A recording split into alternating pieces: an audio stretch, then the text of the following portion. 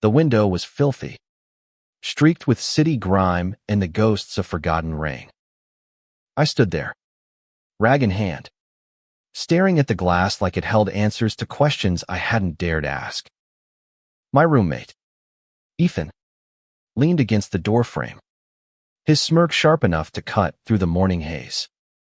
"You gonna clean it or just stare it into submission?"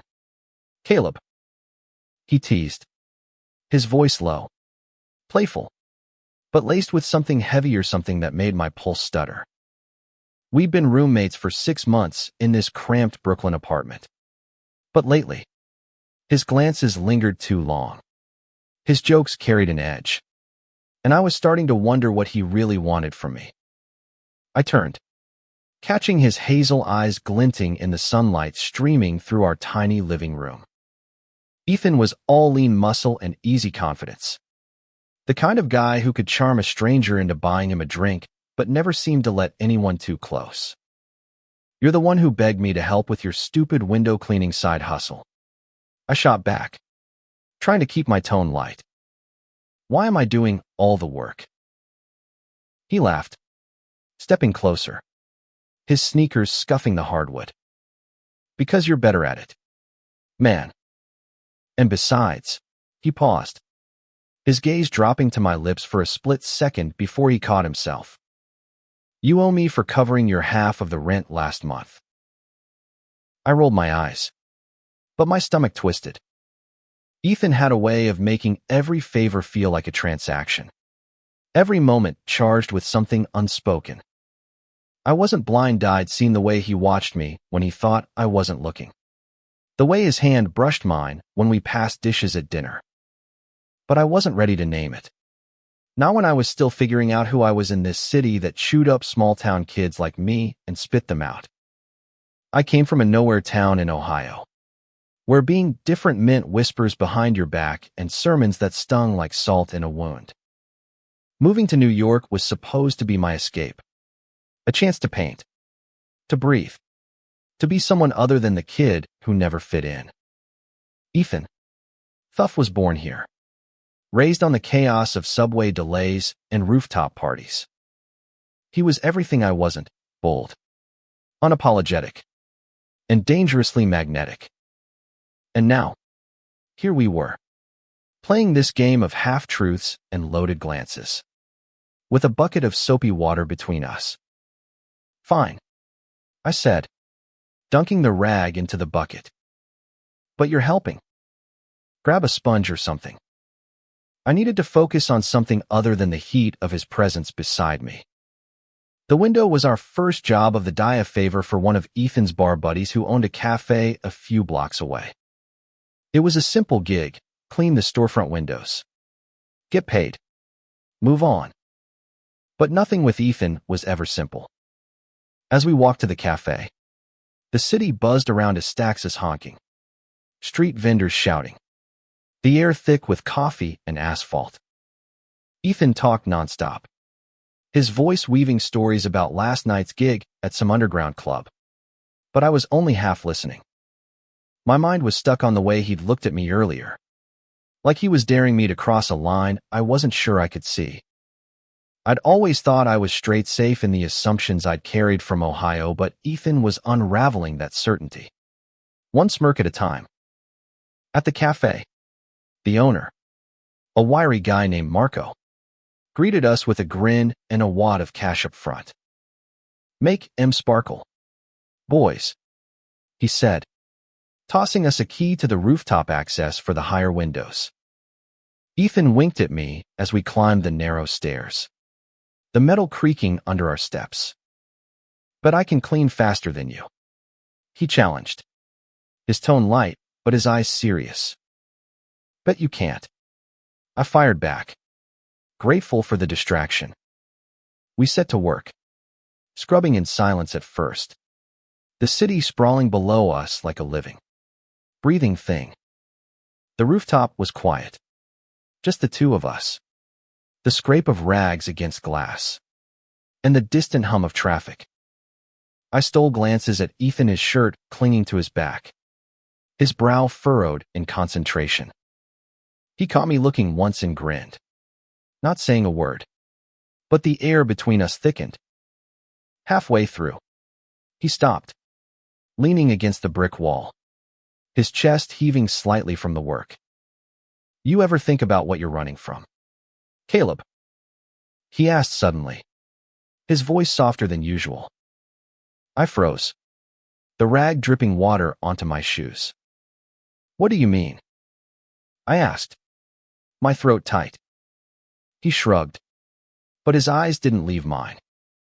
"You moved here to paint, right? But you haven't touched a canvas in weeks.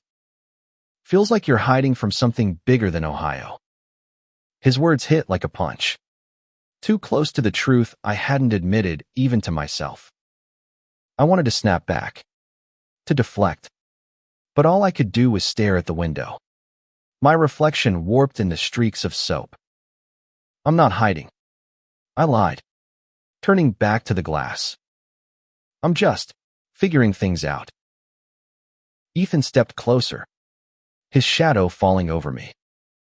"Maybe I can help with that," he said, his voice barely above a whisper.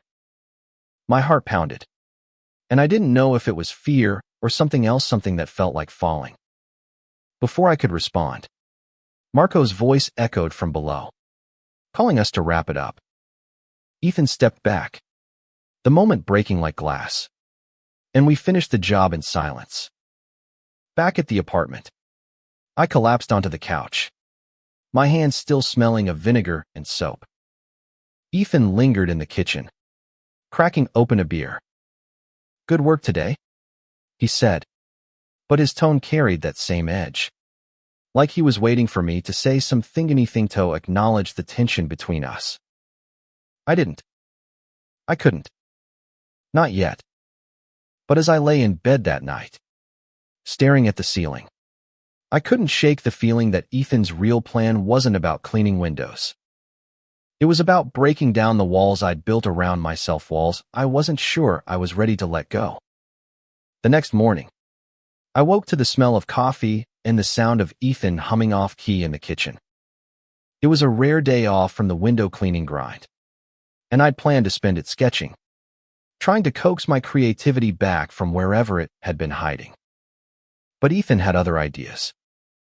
"Get up, lazy," he called, poking his head into my room. "We're going to the park. You need some air, and I need someone to make me look good." I groaned, pulling the pillow over my face. "You don't need help with that," I mumbled, instantly regretting the words. Ethan's laugh was low, teasing, and when I peeked out, he was leaning against the doorframe, his blonde hair catching the morning light. "Careful, Caleb," he said, his grin dangerous. "Keep talking like that, and I might get ideas." I rolled out of bed, avoiding his gaze, but my skin prickled with the weight of it. The park was a compromise. I'd go, but only if I could bring my sketchbook. Ethan agreed, tossing me an apple as we headed out into the chaos of Brooklyn. The streets were alive with dog walkers, joggers, and kids chasing pigeons. And for a moment, I felt like I could breathe again, like the city wasn't closing in on me. We found a spot under a sprawling oak tree in Prospect Park, the grass cool beneath us. Ethan sprawled out, hands behind his head, staring at the sky like he owned it. I opened my sketchbook, but my pencil hovered. Useless. Every time I tried to draw, my mind went blank. Or worse, it wandered to Athanto the way his laugh made my chest ache, to the questions I was too scared to answer. "You're overthinking it," Ethan said suddenly, not looking at me. "The art thing. You're so stuck in your head. You're forgetting how to feel." I bristled, gripping the pencil tighter. "What do you know about it?" I snapped. "You're not an artist." He sat up, his expression unreadable. "I know you're scared," he said quietly. "Not just of painting. Of everything. Of this." He gestured vaguely between us, and my stomach dropped. I wanted to deny it, to laugh it off. But the truth was heavy, undeniable. I was scared off what it meant to feel this way, of what it would cost to admit it. Instead of answering, I started sketching, my hand moving on instinct. Ethan's profile took shape on the page, his sharp jawline, the curve of his lips, the way his eyes seemed to hold 1,000 secrets. He leaned over, peering at the sketch, and his breath brushed my cheek. "Not bad," he murmured. "But you missed the part where I'm ridiculously charming." I laughed despite myself, and for a moment, the tension eased. We spent the rest of the afternoon like that, trading barbs and stories, the city fading into the background. Ethan told me about growing up in Queens, about the first time he realized he was bi and the fight it sparked with his dad. He didn't get it, Ethan said, his voice rough. Still doesn't. But I stopped trying to make him.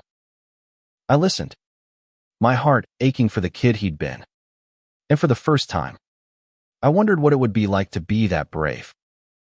As the sun dipped low, painting the park in gold, Ethan nudged my shoulder. "Come to a party with me tonight," he said.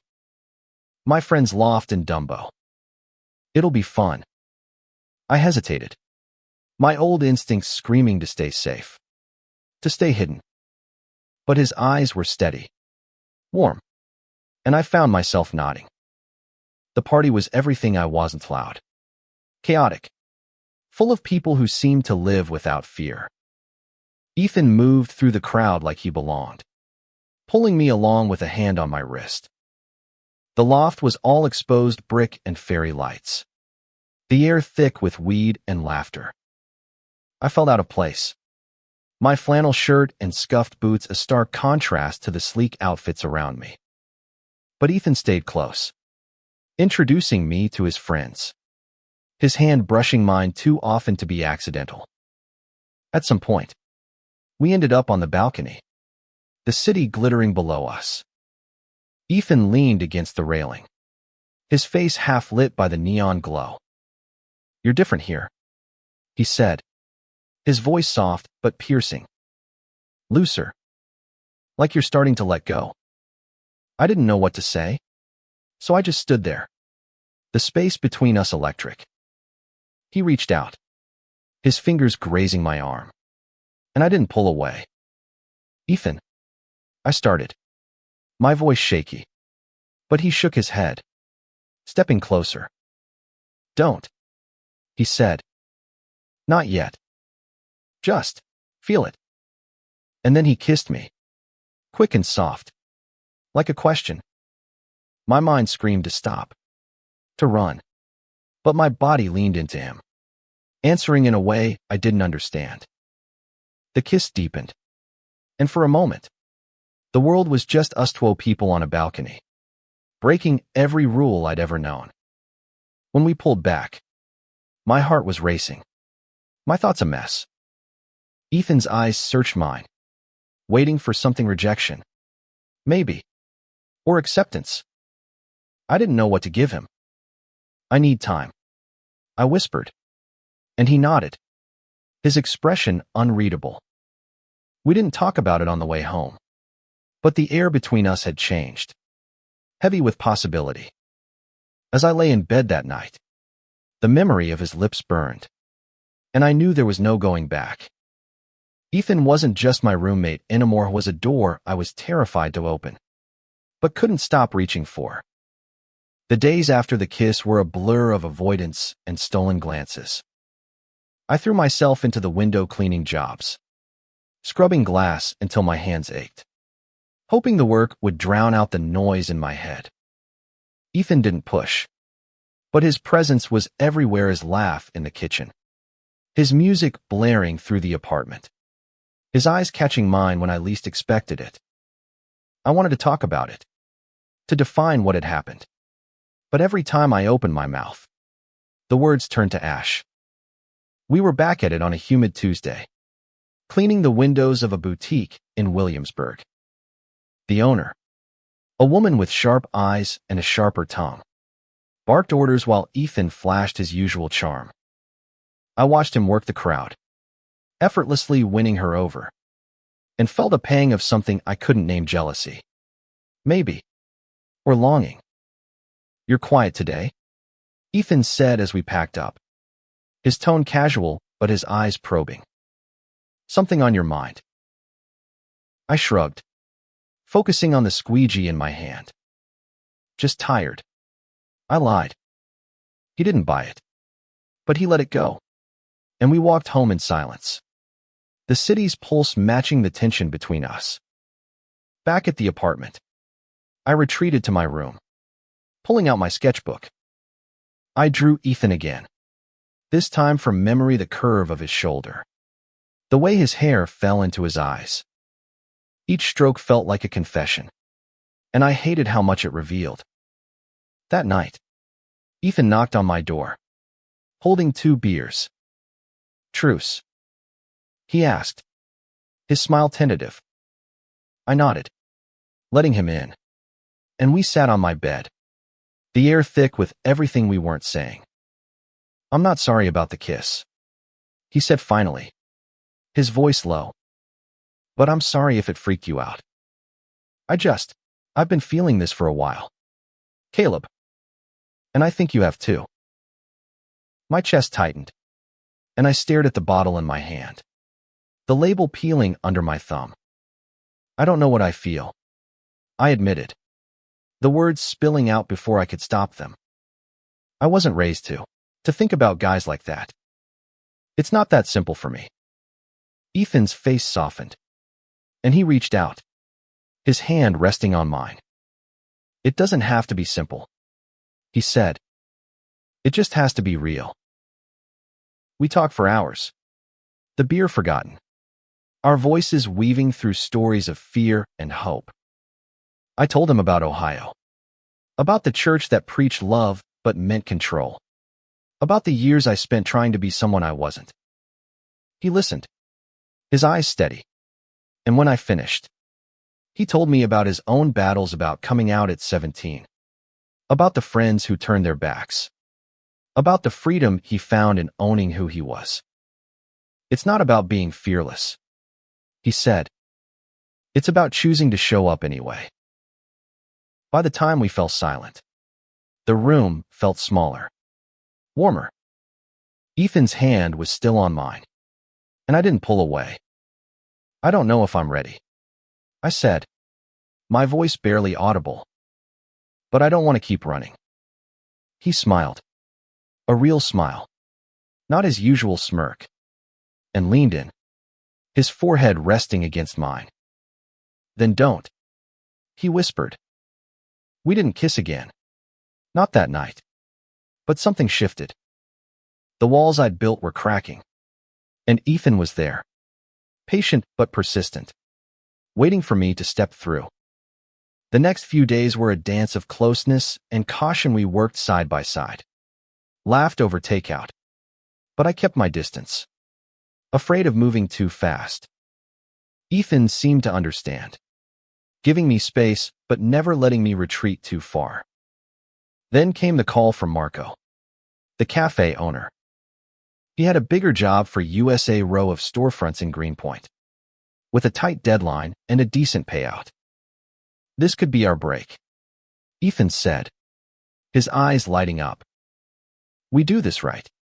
We could start our own crew." I nodded, caught up in his enthusiasm. But part of me wondered if he was talking about more than just the job. The Greenpoint job was grueling: 10 windows, 3 stories, no scaffolding. We worked through the heat, our shirts soaked, our hands raw. Ethan was relentless, joking to keep our spirits up, but I could see the strain in his eyes. On the second day, as we scrubbed side by side, he bumped my shoulder. "You're doing good, Ohio," he said, his voice warm. "Kinda like having you around." I laughed, but my heart raced. and I wondered how much longer I could keep pretending this was just friendship. That night, back at the apartment, Ethan suggested we celebrate the job's progress with a drink at a nearby bar. I agreed, needing the noise of a crowd to drown out my thoughts. The bar was packed, the music loud, and Ethan was in his element, charming everyone around us. But when a guy with a too-perfect smile started flirting with him, I felt a surge of possessiveness I hadn't expected. I excused myself, stepping outside for air, my head spinning.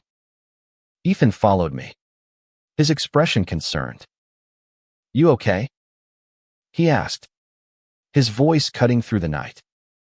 I wanted to lie, to say it was nothing, but the truth clawed its way out. "I don't know how to do this," I said, my voice breaking. "I don't know how to be, whatever this is."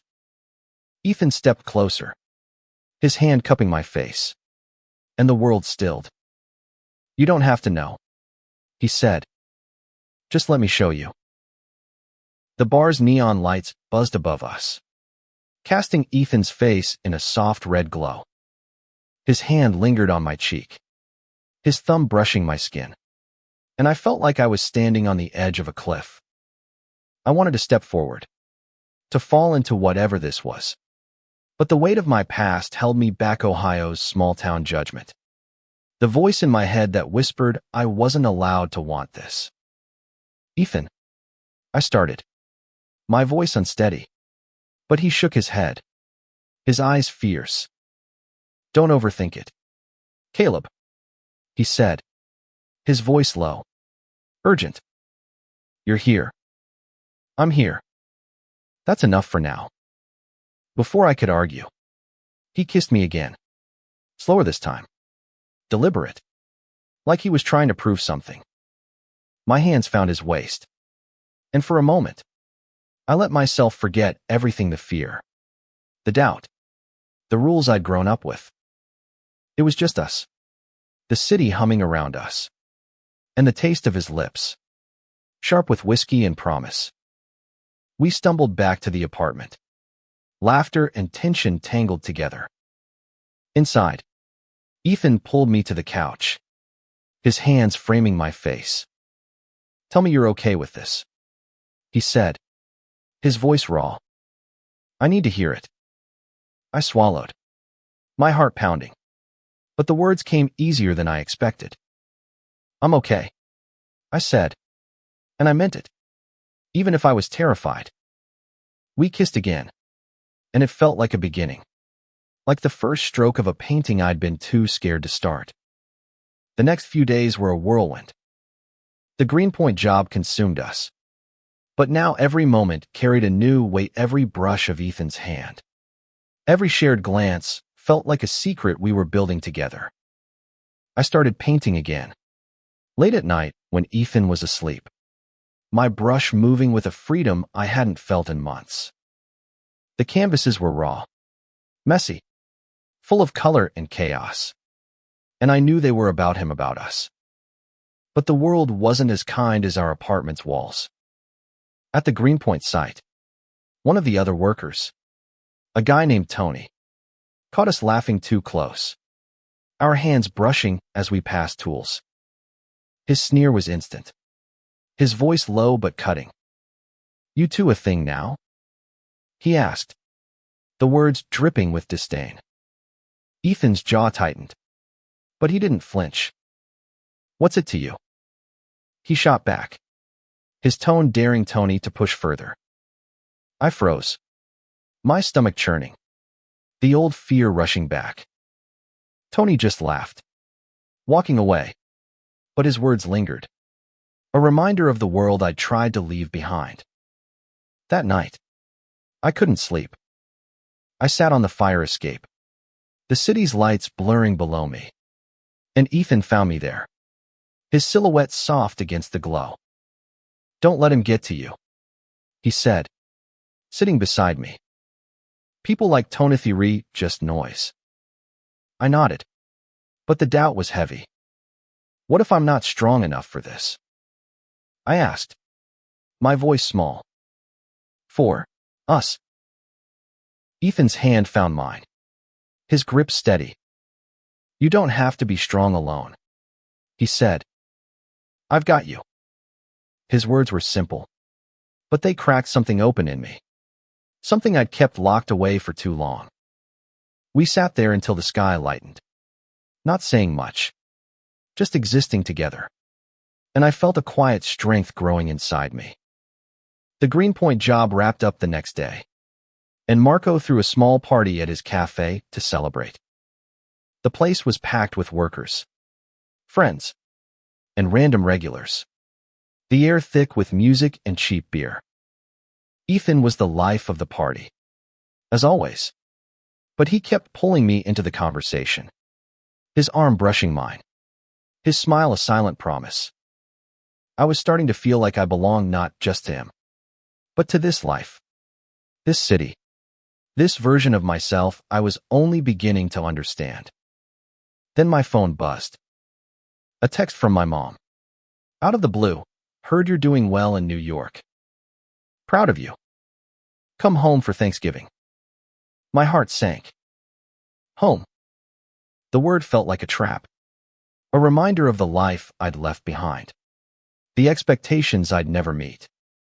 I hadn't told my family about Ethan, about any of this, and the thought of facing them now, with all I was feeling, made my chest tight. Ethan noticed my shift in mood, pulling me aside. What's wrong? He asked, his eyes searching mine. I showed him the text, and his expression softened. You don't have to go, he said. But if you do, I'll come with you. If you want. The offer stunned me, and for a moment, I could see it Ethan in Ohio, standing beside me, facing down the whispers and the stares. But the thought was too much, too soon, and I shook my head. I need to think about it, I said, and he nodded, not pushing. As the party wound down, we walked home, the night cool and quiet. Ethan's hand brushed mine, and this time, I didn't pull away. I was still scared, still unsure, but I was starting to believe in the possibility of us. And that, for now, was enough. Thanksgiving loomed like a storm on the horizon, and I couldn't shake my mom's text.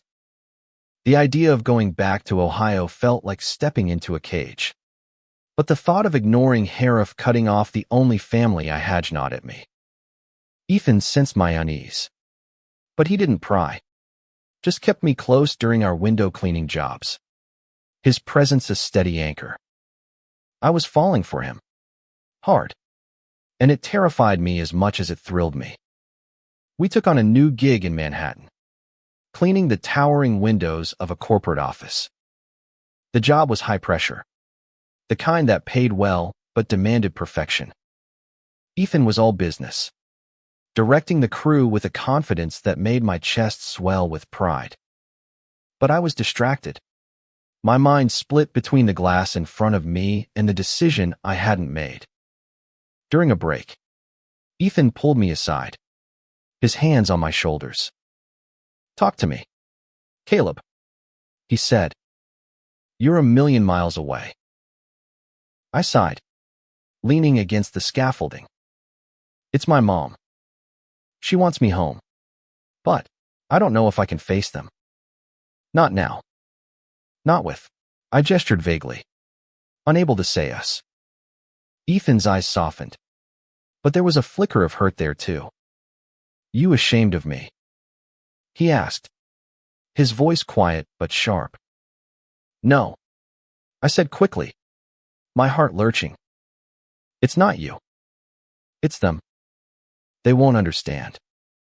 He nodded, but the distance between us grew, just a fraction, and it hurt more than I expected. We finished the job in silence, the city's skyline glittering coldly below us. Back at the apartment, I tried to bridge the gap, reaching for his hand, but he pulled away, his smile tight. I get it, Caleb. He said, "You need time. But I'm not gonna wait forever." His words stung, and I spent the night staring at my canvas, painting nothing but shadows. The next morning, I made a decision I'd go to Ohio, alone, to face my family and figure out what I was capable of. I told Ethan over breakfast, and his face was unreadable. "You sure?" he asked, and I nodded, though I wasn't. "I need to do this," I said, "but I want you to know, I'm not running from you." He didn't say anything, just squeezed my hand, and I booked a bus ticket for the next day. The ride to Ohio was long, the landscape blurring into memories I tried to bury. When I stepped off the bus, my mom was there, her smile warm but cautious. "You look different," she said, and I wondered what she saw New York's grit, or something deeper. Dinner at home was a minefield. My parents asked about my life, my art, but their questions were laced with expectation, with the hope I'd settle down the way they understood it. I kept Ethan's name out of my mouth, but he was there in every silence, every lie I didn't tell. After dinner, my dad cornered me in the living room, his voice low. "You're not yourself, Caleb," he said. "What's going on up there?" I wanted to tell him, to spill everything, but the words wouldn't come. I mumbled something about work and escaped to my old room, the walls closing in. That night, I texted Ethan, my fingers trembling. "Miss you. This is harder than I thought." His reply came fast. "You've got this. I'm here when you're back." It was enough to keep me going. But the next day brought a new challenge-me high school friend, Jake, who'd stayed in town and married young. We met at a diner, and his questions were blunt. "Heard you're living with some guy," he said, his tone probing. "What's the deal with that?" I froze, the old fear clawing at me.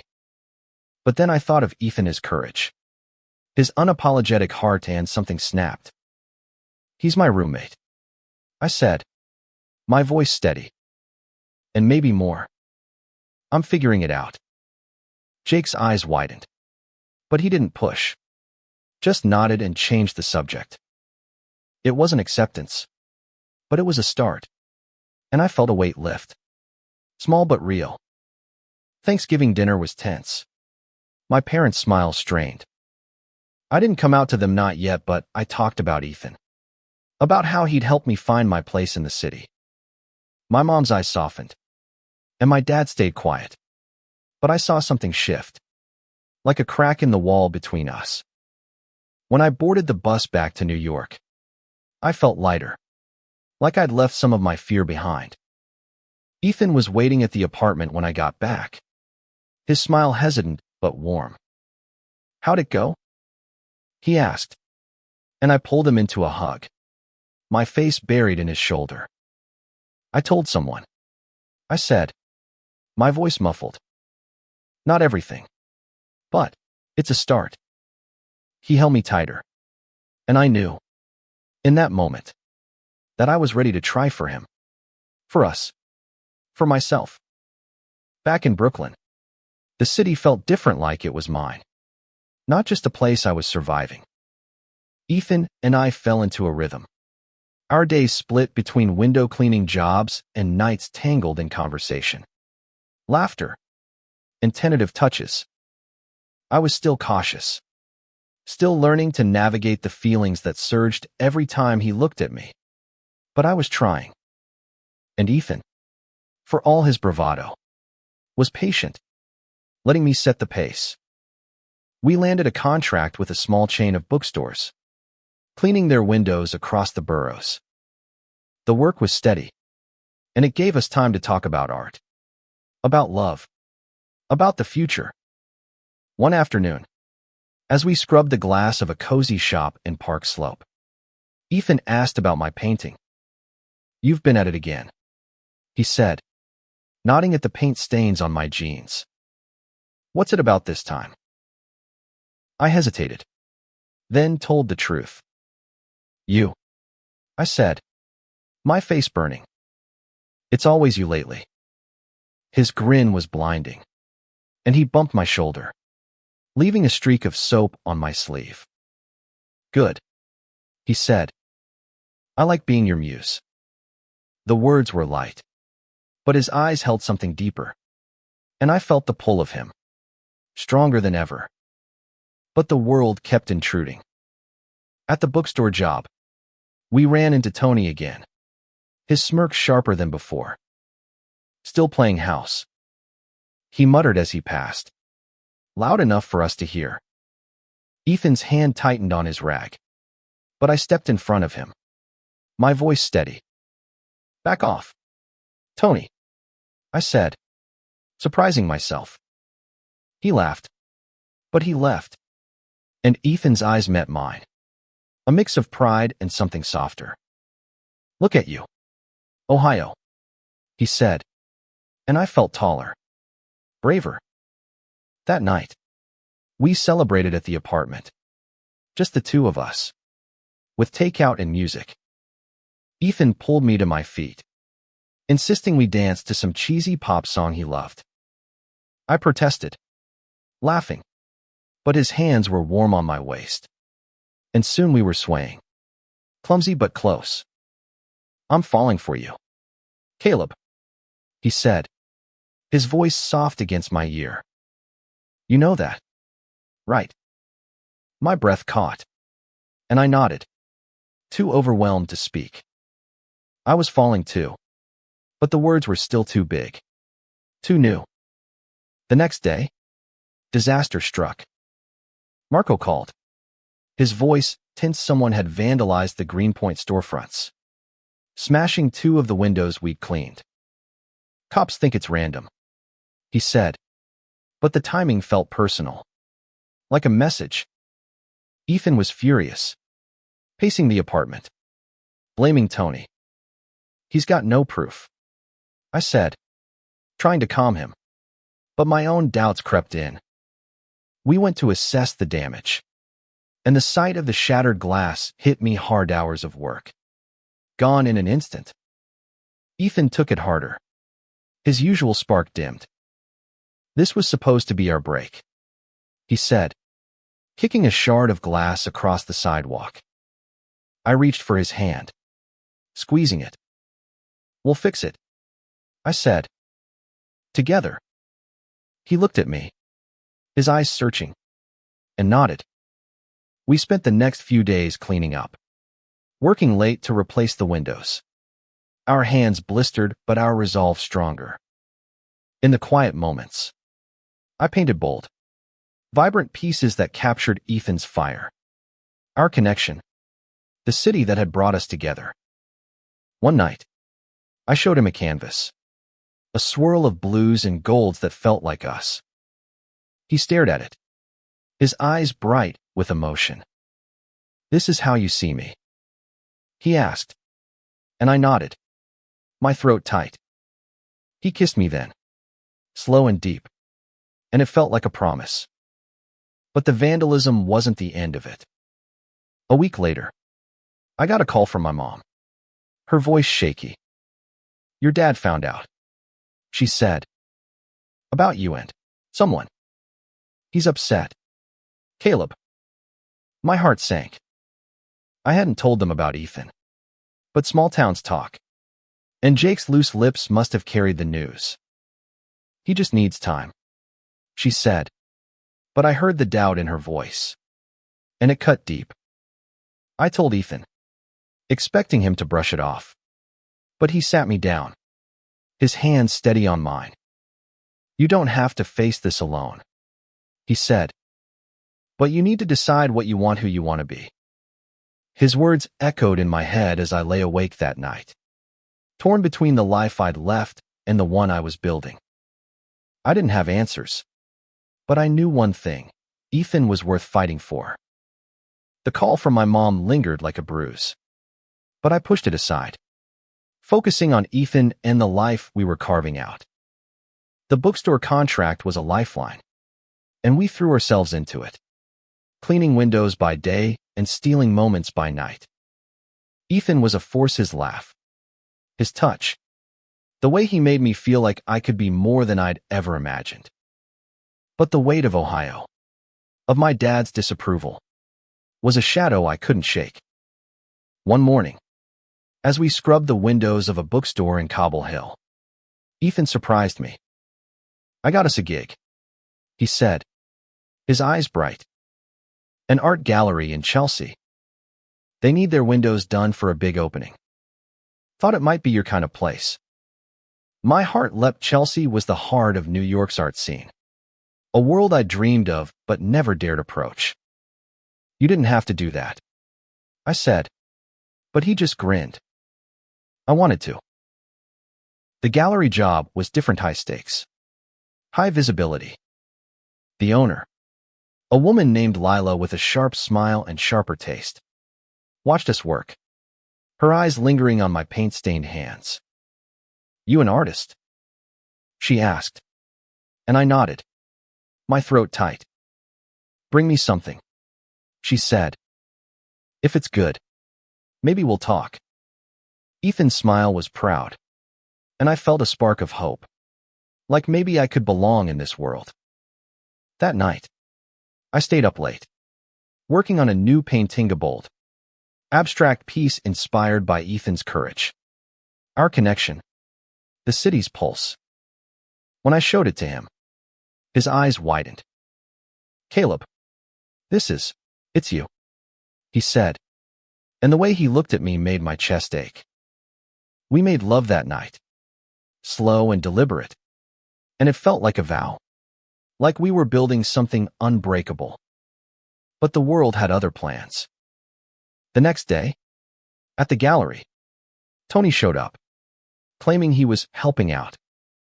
His presence was a thorn, his comments laced with venom. "You two are cute," he sneered, loud enough for the crew to hear. Ethan's fists clenched, but I grabbed his arm, shaking my head.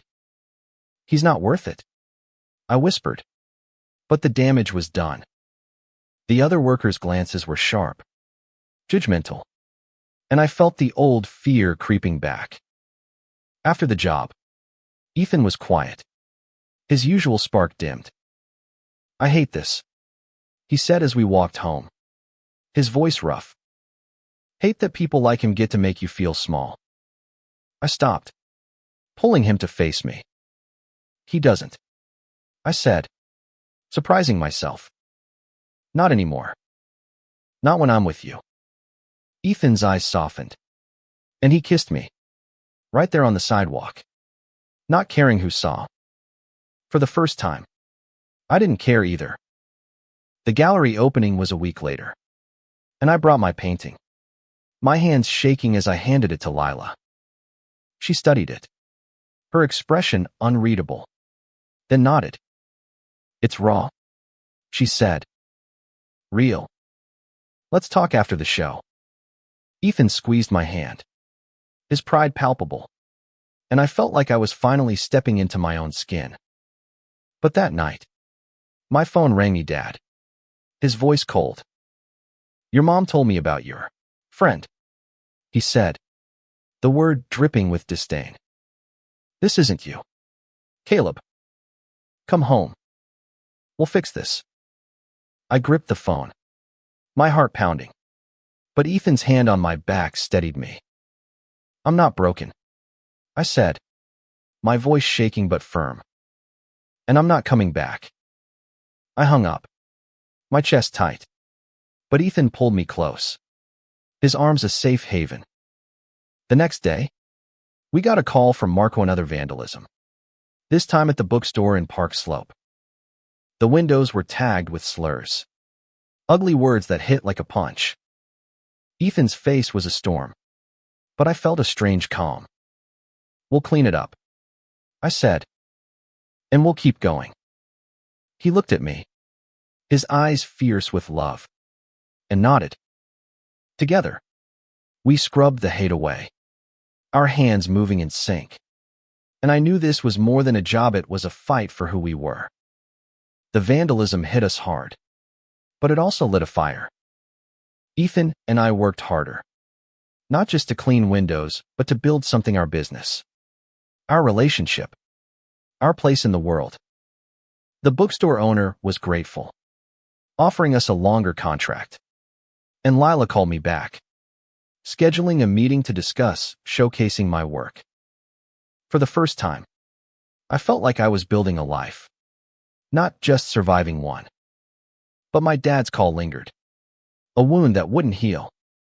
I didn't tell Ethan everything, but he knew me too well, sensing the weight I carried.